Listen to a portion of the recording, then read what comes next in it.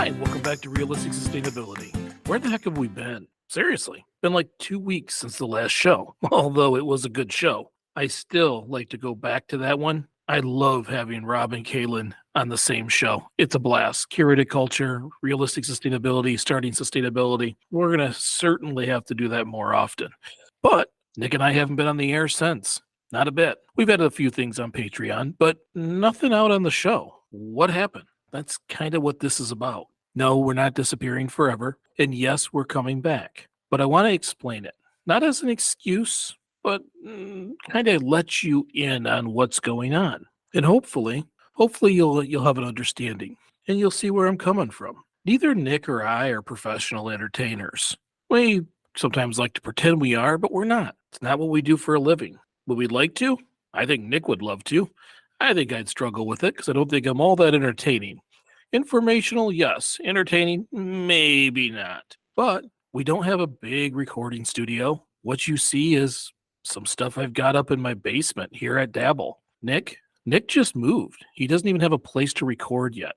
So it's not like we're one of those normal podcasts where they've been picked up by networks. We're not that big. Well, we are, but the show isn't. We're just two guys from Michigan talking about sustainability, keeping the conversation going. It's really all it is. We kind of squeeze it in between our day jobs. And yeah, we both have day jobs. That's what keeps the household going. And sometimes those things all start to conflict. I will admit, we have seen an incredible amount of success over the last 2 years. And success breeds confidence. It makes us want to do more.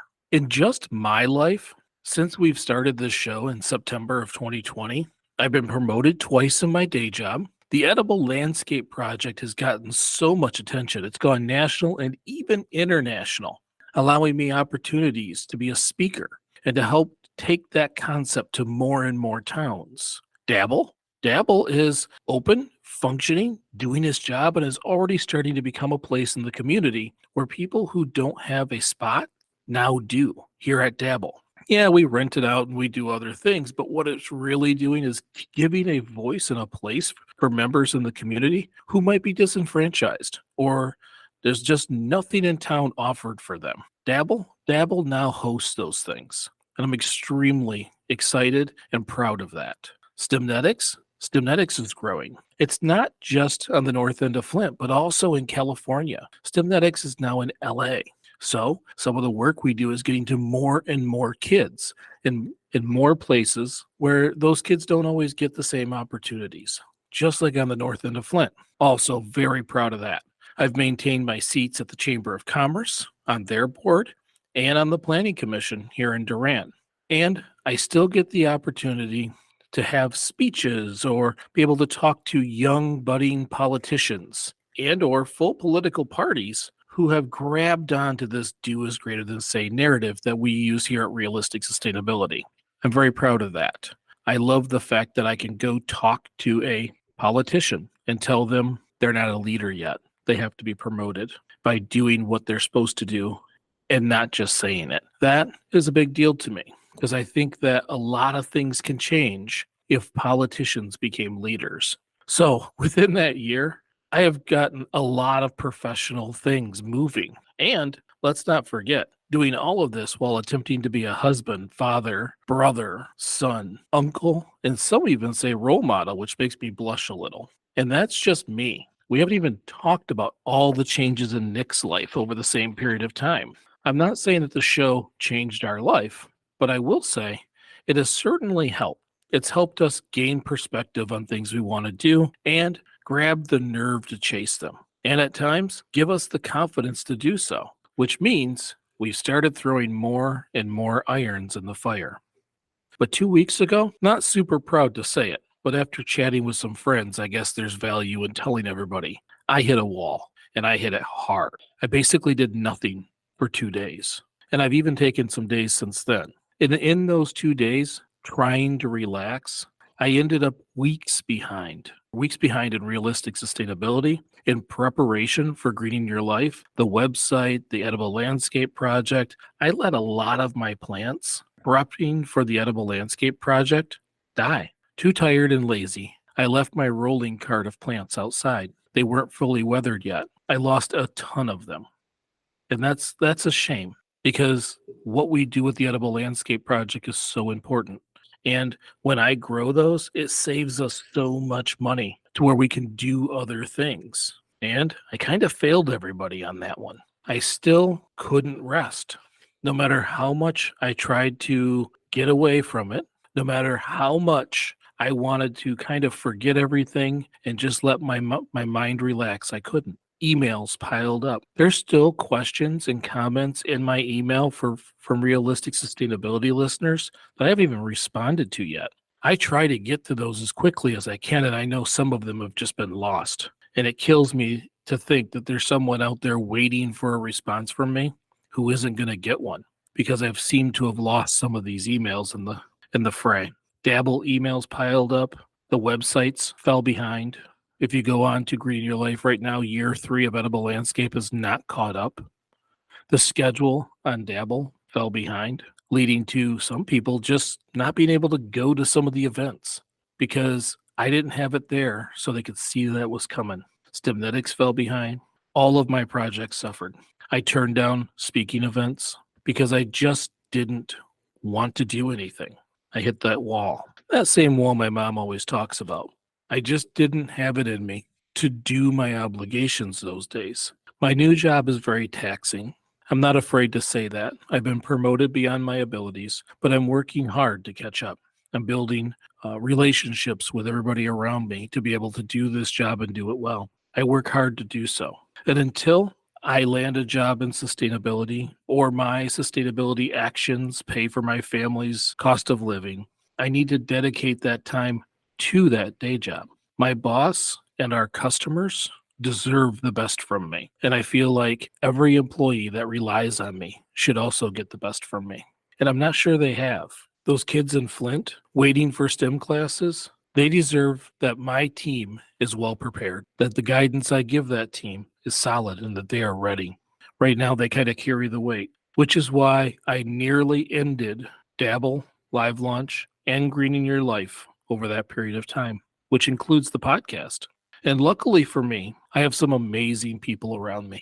Some who don't mind picking up the weight and carrying it. Some who like to talk to me through these kinds of problems and help me see what Dabble does for the community, how important sustainability is, and having a voice within that community has value. I'm lucky because I had a few people just stop me from doing something very, very silly, but it still doesn't mean that I can carry all those weights. I do want to be a sustainability leader. I do want Dabble to be a place for everyone to have a spot. And I do want Live Launch to be one of those websites that allows adults and kids to dream about aerospace and maybe someday inspire them to get into the STEM fields. But as many people tell you, you can't do it all. Dabble won't close. There's a large group of amazing people who've stepped up to volunteer. They're going to help keep Dabble open for the foreseeable future. It will continue to offer a safe place for everyone in our community who doesn't feel like they already have one. They will help me get through this period of time so that Dabble can still offer fun and exciting events and kindness projects year round. As for Grading Your Life, I believe with the leadership of Mayor Jeff Brands, the Edible Landscape Project would live into the foreseeable future. I think it could work just as easily without me as it does with me. Jeff, Candace, Lori, all of those leaders do a heck of a job. And new leaders are stepping up yearly. I think it would work even without me, but I love doing it. Now I don't have to make every decision. And since we have a board now, I don't have to. I can just put my hands in the dirt. And that's what I plan to do. Continue to work as just another volunteer at the Edible Landscape Project here in Durand while Jeff takes it and moves forward. I'm always there for advice if needed, but I don't have to make those decisions. The city does, or this committee does, the beautification committee who owns the Edible Landscape Project. They should. And I'll just keep helping. I'll spend a lot of my time talking to other cities and towns and individuals of influence to try and get these same programs in there because I still believe that in my heart, I want to be a sustainability advocate. I can't let that go because it's part of me now. That's something I want to do. And as for realistic sustainability, it won't end either. I was very close to ending it. I actually had someone to tell me to go back and just read all the reviews, go back and listen to the messages sent, go back and read some of those emails. And it charges you up. It makes you want to keep it. It makes you want to continue to do this. I love doing this. I never thought I would. I fought and kicked and screamed to not be a part of this show, but I like it. I like that it can help someone. I like that someone can send me information that I didn't know and help me learn and grow. But I also have to acknowledge the level of work it takes to build this show. We don't have a huge team of people. We don't have a corporation running everything behind the scenes. We just show up, talk, and leave.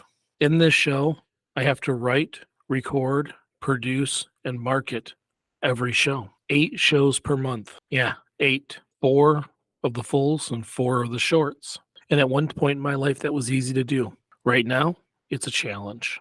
So for now, after looking at a lot of other sustainability shows, I've realized that we put out well more than most.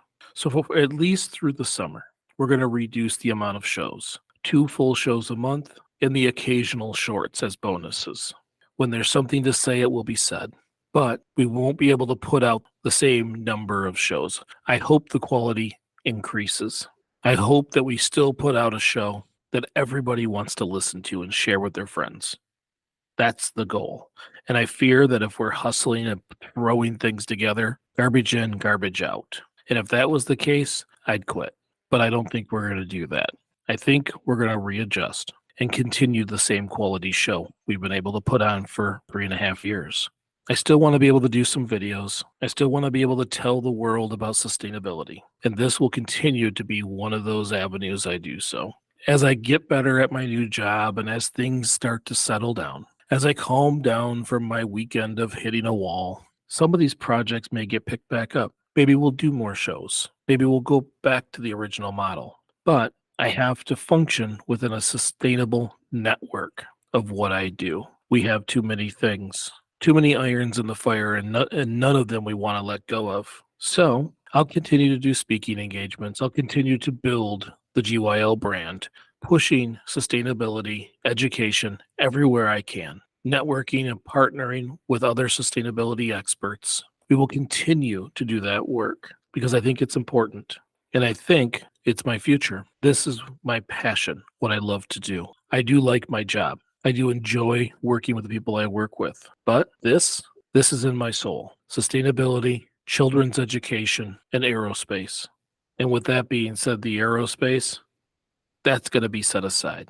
The aerospace, livelaunch.org, that's probably going to be sold off. It deserves someone who pays more attention to it. It was designed to get kids really, really involved with aerospace, and it's sat on the back burner far too long. Someone else will really make that flourish. And that will be one less thing that I will do directly, but still get to enjoy from a distance. I will do my job and do it well. I will continue GYL and the Green in Your Life site, Realistic Sustainability, the podcast, and dabble along with my works with Stemnetics. I'll maintain some board seats as long as it doesn't become too taxing. And I will continue to tutor politicians and helping them become leaders and talking to political groups about the value of helping a community. But I will also dedicate a little more time to the family, hanging out with the kids, hugging my wife, who, by the way, is the most tolerant person on the planet. She's endured hundreds of plants dying on our porch after us struggling to keep them alive in the house. She helps me with every project I do. So when I say thank you to everybody, I do say thank you to all of you listeners, because it's humbling that you're still here, that you like this show, that you communicate so often with me. But I also say thank you to Nick and Rob and the people who help get this show from recorded to your ears. But most of all, I thank my family. They're the ones that sacrifice the time. I thank my wife, who tolerates all these things I'm doing, who lets me run around and do speeches in other towns or plant on a Saturday morning when I could just be hanging out with the family. I thank everybody who give me the opportunity to do the things I enjoy. I thank all of you for listening. If no one listened, we wouldn't do it, but people are. And I'm getting comments about things that I never dreamed possible. others picking up the torch and running, others starting projects in their own areas. And to me, that's worth a ton. Thank you all so much for taking time out of your life to listen to this show. And thank you all for realizing Nick and I are just human, that there's going to be times that we're here. There's going to be times that we step away. I'm hoping this adjustment gives us that time in between shows so that we no longer have to disrupt what you're expecting. Next month, June, there'll be 2 full shows on Fridays at 6 a.m. And once you get the cadence, it'll be every other week. And those we'll try to keep going. And when I run into things that I really want to talk about, I'll create some shorts. Maybe they won't come out on Wednesday. Maybe they'll just come out when they come out. Maybe some of them I won't even edit. I'll just talk.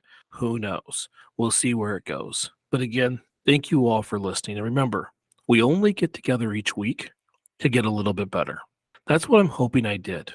I'm hoping with this adjustment, I got a little bit better. Little bit, big bit. Thank you so much, and we'll talk to you soon.